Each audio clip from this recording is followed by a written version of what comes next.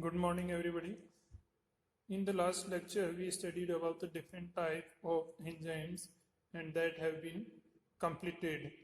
Now, today we will discuss about the second most important thing that is required in genetic engineering is the vectors. Vector जिसको अपन कह सकते हैं vehicle, and you know that vehicle is why vehicle is required. Vehicle is required for the transportation, means to carry out anything from one place to another place. That work is also performed by vector. So the what is vector? So vector is an autonomously replicating DNA molecule which is used to carry a target DNA या जिसको अपन कहते हैं foreign DNA या recombinant DNA from a test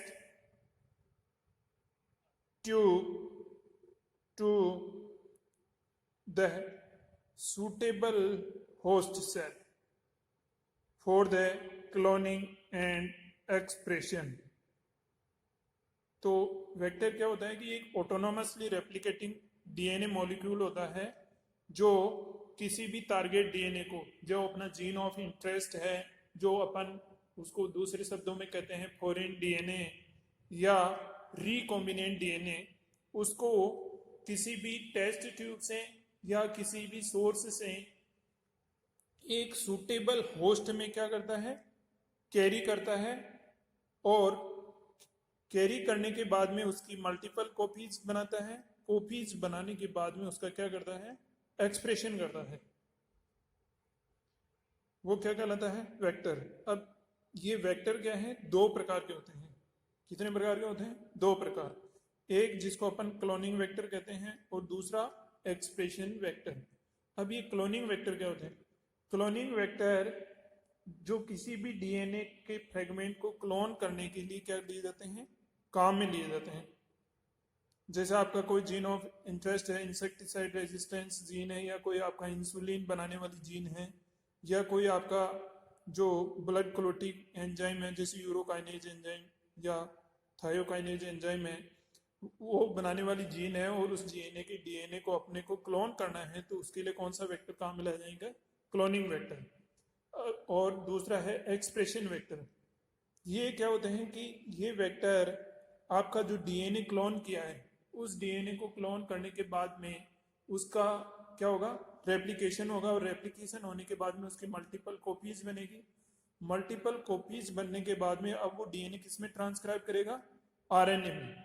transcription का मतलब होता है DNA से आरएनए का निर्माण, और आरएनए से फिर उसका क्या बनेगी, प्रोटीन, जिसको अपन कहते हैं ट्रांसलेशन। तो expression vectors are those which are used to transcribe DNA into RNA and then that RNA to be translated into protein. That is the final product of any gene. अब समझ में आ गया cloning vector क्या होते हैं और expression vector. Now we will discuss the properties of a cloning vector. Means एक cloning vector में है वो क्या क्या गुण होने चाहिए। फर्स्ट है origin of replication. We know that DNA can be replicate only when the origin of replication is present in that DNA molecule. So likewise that in vector, if origin of replication is not present, it cannot be replicated. So it is necessary that an origin of replication should be present in any vector molecules, so it can replicate in host cell without any dependency on host cell. समझ गए origin of replication?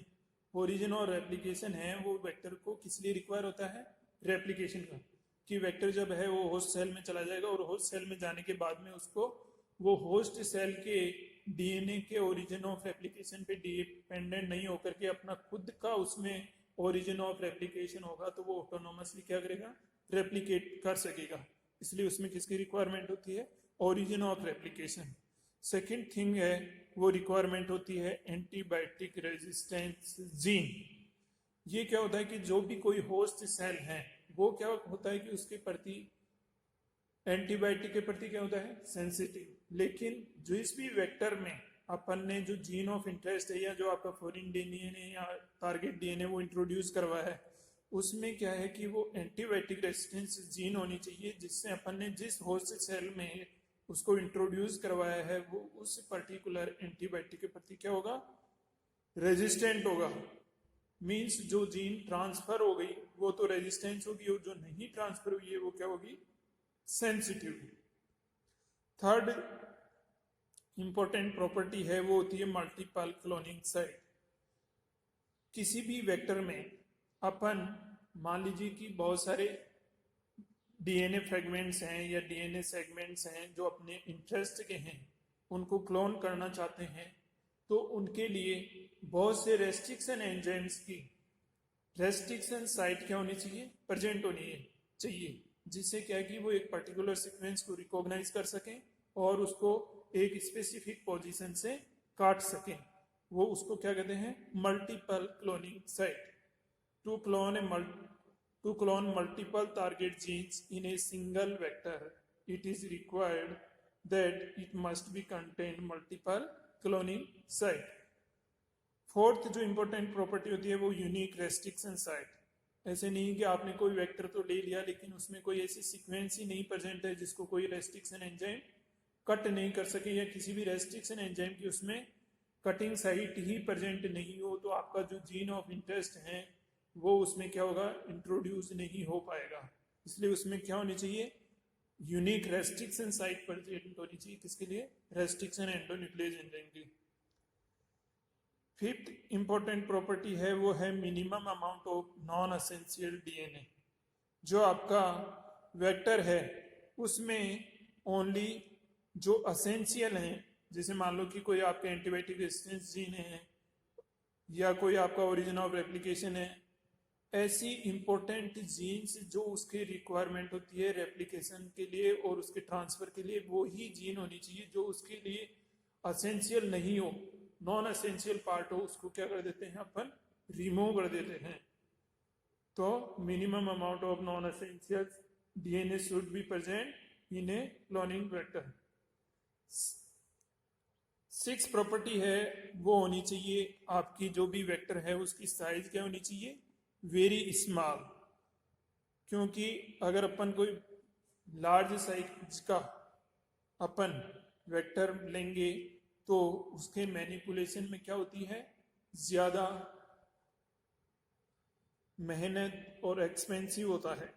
इसलिए जब उसको अपन gene of interest introduce करें तो उसका large portion है वो बिग साइज होने के कारण होस्ट सेल में इंसर्ट करने में क्या आती है, समस्या आती है। इसलिए अगर उसकी छोटी साइज होगी तो अपन उसको इजीली क्या कर सकते हैं, मैनिपुलेट कर सकते हैं और इजीली उसको अपन होस्ट सेल में इंट्रोड्यूस करवा सकते हैं, जिससे वो आसानी से अपना मैनिपुलेट कर सकें।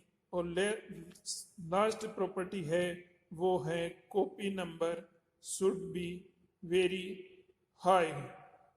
किसी भी वेक्टर का है जो कॉपी नंबर है वो बहुत ज़्यादा होना चाहिए। क्यों? क्योंकि कॉपी नंबर अधिक होगा तो बहुत ही कम समय में अपने को multiple copies of A clone can be obtain.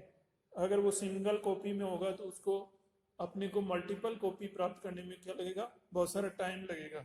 इसलिए कोई भी वेक्टर है उसकी कॉपी नंबर क्या होना चाहिए, वेरी हाई होना चाहिए। तो these are the some important properties which are to be required for a cloning vector to clone a gene. Now there are different types of or vectors available which are used in the genetic engineering. First one is the vectors are based on plasmid. सबसे जो पहले अपन ने vector की बात करेंगे वो किसके ऊपर बेस्ड है? प्लाज्मिड पे। अब आप जानते हो कि प्लाज्मिड क्या होता है। प्लाज्मिड मैंने